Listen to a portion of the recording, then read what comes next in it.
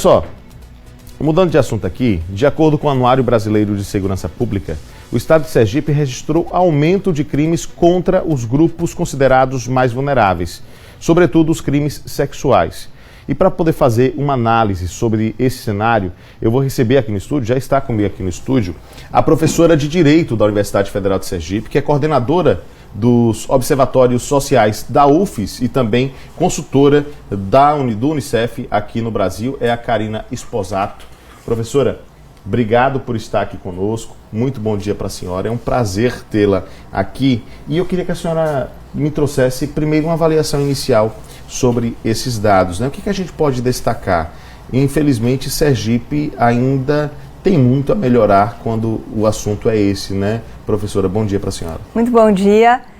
De fato, esse é um tema muito sério, né? Muito antigo entre nós, né? A violência contra as mulheres, a violência sexual, as violências que acontecem no ambiente familiar, não é? São violências que estão muito arraigadas na nossa cultura, muitas vezes ligadas a formas também de educação que usam da violência. Então, esse tema é muito importante e toca justamente na nossa responsabilidade social, todos nós, não é? De não sermos tolerantes e não sermos omissos diante de situações de suspeita, de qualquer forma de violência, principalmente não é, a violência sexual. Realmente os dados mostram um avanço, um aumento nas estatísticas, o que por um lado é preocupante. Nós temos quase já 17 anos de vigência da Lei Maria da Penha e cerca de 10 anos da Lei do Feminicídio, já algum tempo já com a Lei do Feminicídio, a Lei Carolina Dickmann, outras legislações que buscam coibir formas de violência contra as mulheres, mas os números seguem aumentando. Então isso gera preocupação, por um lado, mas também é um indicador de que as instituições estão mais capazes de receber as denúncias, de serem acionadas. Então hoje nós já temos muitos outros mecanismos, seja pelo WhatsApp até o 180, as mulheres podem acionar diferentes formas de ajuda e também as mulheres estão mais esclarecidas, né, nos parece, em relação aos seus próprios direitos e que não devem se calar diante de situações de violência que podem começar por ameaças, por perseguições, mas que infelizmente podem culminar em situações mais graves. Professora, até para que a gente possa quebrar alguns tabus ou esclarecer alguns pontos, e aí eu acho que a gente tem que abordar todos os pontos, porque a ideia aqui é esclarecer mesmo. É correto fazer uma relação desses crimes sexuais com a falta de estrutura econômico-financeira ou a vulnerabilidade social, econômica também da população? Uma coisa tem relação com a outra ou não é bem assim? Existe, nós podemos dizer que existe uma relação de influência, porém não há uma influência direta. O que eu quero dizer, não são todas as famílias, nem todas as pessoas que, passando por dificuldades socioeconômicas, estão também suscetíveis à violência sexual. Porém, o que a gente percebe é que a precariedade da vida, as dificuldades de sobrevivência, muitas vezes levam as pessoas a situações ou de risco, se colocando vulneráveis a situações de exploração, por exemplo, entre grupos, redes, inclusive, de exploração sexual ou de exploração pela relação de poder que está envolvida. E também essa questão passa por uma consciência, por uma mudança de mentalidade de que nem as mulheres, nem as crianças são propriedade, não é, das pessoas. Então, essa questão da violência sexual, que lamentavelmente acontece com muita frequência dentro do ambiente da família, dentro do ambiente doméstico, isso precisa ser conversado cada vez mais para que as pessoas tenham a consciência, né, de que é um crime, é uma violação de direitos, e isso passa por uma maior escolaridade das pessoas, por mais consciência pública, por mais compreensão dos direitos dos outros, né, e como isso deve também ser enfrentado mediante os mecanismos de denúncia de um modo geral. Então, qualquer pessoa, não é, que presencie ou suspeite de uma situação de violência, ela deve ser agente dessa transformação, ela deve buscar às autoridades, ela deve promover uma denúncia, ainda que anônima, porque isso pode salvar, inclusive, uma vida. Doutora, e professora também, né? Enfim, nós temos dentro desse aspecto, né, a informação, isso a gente bate sempre nessa tecla de que os casos de violência sexual, os casos de abuso, quase sempre acontecem dentro de um ambiente em que se parece, a princípio, ou se parecia seguro, né? Por exemplo, nos casos dos adolescentes, das crianças, quase sempre os abusadores são pessoas do núcleo familiar ou amigos muito próximos, íntimos, que frequentam a casa. Até que ponto romper esse vínculo com o abusador chega a ser um empecilho, por exemplo, a realização da denúncia? A senhora acha que é um desafio a ruptura desse vínculo? Sim, com certeza nós temos essa percepção, observação por um lado, né, de que há sempre uma relação prévia entre o agressor e a vítima.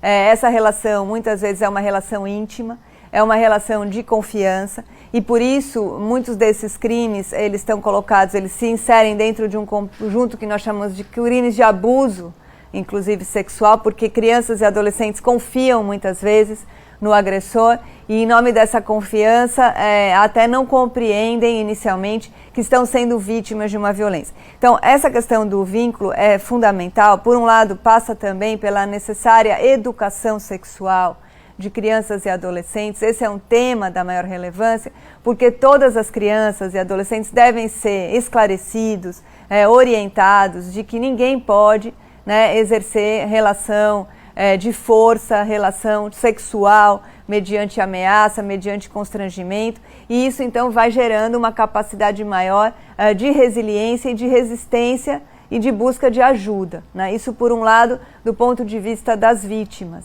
não é? E também, claro, da sociedade em geral, que não pode se omitir diante dessas situações. Às vezes para a família diretamente envolvida, para a vítima, para a criança, é difícil perceber inicialmente a situação da violência. Então, muitas vezes, quando uma denúncia chega a ser formulada, ela já reflete um ciclo de violência, um crescente de uma violência que já vem acontecendo há algum tempo. Então, isso é importante, né? E também os espaços de proteção, como são as escolas, né? Nós sabemos que muitas vezes são professores, são diretores de escolas que percebem um comportamento diferente por parte da criança, um isolamento, uma forma de interagir diferente do que tinha anteriormente, e isso é um indicador então de que aquela pessoa, aquela criança, aquele adolescente pode estar sendo vítima de violência dentro da sua própria casa. Doutora, a senhora fala sobre um aspecto muito importante, era justamente esse o tema da minha próxima pergunta. Qual o papel das escolas dentro desse contexto? E a gente leva em consideração, inclusive, um dado que mostra que depois que as aulas presenciais foram retomadas, o número de denúncias de casos assim também aumentou, né? E provavelmente existe uma correlação, né, justamente dessa identificação dos casos no ambiente escolar, de casos assim no ambiente escolar. Qual o papel da escola?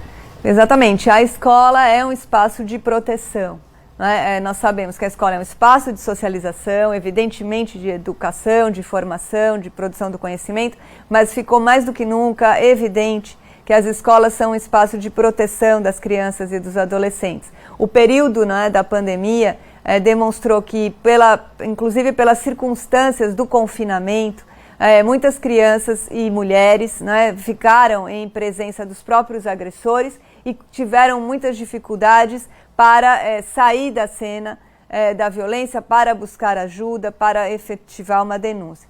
E hoje nós sabemos que pela presença das crianças no espaço da escola, como eu vinha comentando, por um lado isso facilita que outros atores sociais, como são os professores, né, e como são os outros agentes educativos, percebam situações de violência e possam acionar o Conselho Tutelar e também outros mecanismos de busca de ajuda e de denúncia. E tem também o componente que a gente conversou anteriormente, que é a educação e a consciência sobre os direitos, o próprio corpo, não é? Uma educação sexual, uma consciência sobre essas questões passa muito pelo trabalho, o papel das escolas junto a crianças e adolescentes, para que eles possam já, né, conforme cada faixa etária, saber como se defender, o que pode ser permitido, o que não pode em relação ao toque, né, a abordagem de um estranho ou até mesmo de um parente próximo, que para a criança isso fica difícil de discernir, né, até onde aquela situação é normal ou já está dentro de uma esfera de anormalidade. Professora, existe um crime, né, que talvez algumas pessoas não conheçam, mas é um crime do qual, inclusive, a gente fala em algumas oportunidades, que é o crime de stalking, né? Sim.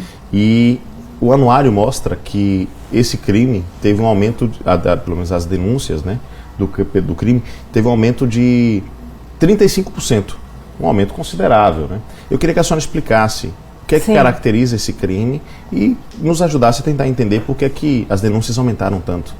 Perfeito. Então, a expressão stalking vem da língua inglesa, que significa perseguir, não é? E essa questão da perseguição, então, ela envolve tanto as possibilidades de perseguição e constrangimento presencial, como também digital. Então, esse aumento, ele mostra, de um lado, que essa realidade começou a ser, né, percebida de uma forma diferenciada pelas próprias vítimas que denunciaram, que buscaram ajuda, e nos mostra também, né, esse aumento, que além da perseguição que pode se dar, por exemplo, né, com o agressor procurando a vítima quando ela sai do trabalho, no trajeto que ela faz para a escola, porque ele conhece, de repente, a rotina, os horários da vítima. Então, essa perseguição, ela pode se dar presencialmente, fisicamente, que inclusive nós temos recentes decisões de condenação, né, de crimes de perseguição dessa natureza, e também a perseguição digital, por conta desse novo, né, cenário que a gente vive hoje de interações sociais, e a perseguição digital muitas vezes representa, por um lado, uma invasão da privacidade da vítima, e aquela contínua, tem a ver um pouco com stalkear também, né? Hoje, às vezes, a própria vítima dá informações por conta de onde ela faz o check-in, onde ela mostra que ela está em um determinado local, e isso facilita essa prática, digamos assim, da perseguição. É muito importante, nesse sentido, com relação a esse crime, que muitos estudos demonstraram, alguns inclusive em outros países, como na Austrália, que muitas ocorrências de feminicídio foram antecedidas por crimes de perseguição. Então, muitas vítimas, né, que faleceram pela prática do feminicídio tinham sido anteriormente perseguidas e já tinham até buscado ajuda ou denunciado algum tipo de situação dessa natureza. Então, muitas vezes a perseguição, ela deriva de um rompimento de uma relação amorosa, isso também os dados vêm mostrando, não é?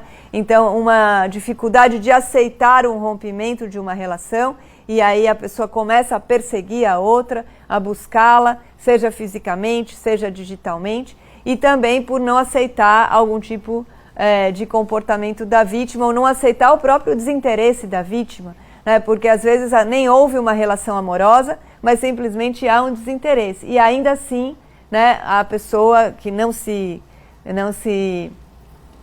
admite aquilo, né, não se convence daquela realidade, começa a perseguir a vítima. Então, isso é uma prática que tenha sido, digamos, percebida mais do que antes. Ela já existia, evidentemente, mas eu creio que também as formas digitais, né, estão dando mais ênfase a essas possibilidades, o que também as mulheres, porque são a maioria das vítimas, né, é importante dizer que o stalking pode atingir pessoas de qualquer orientação sexual e qualquer gênero.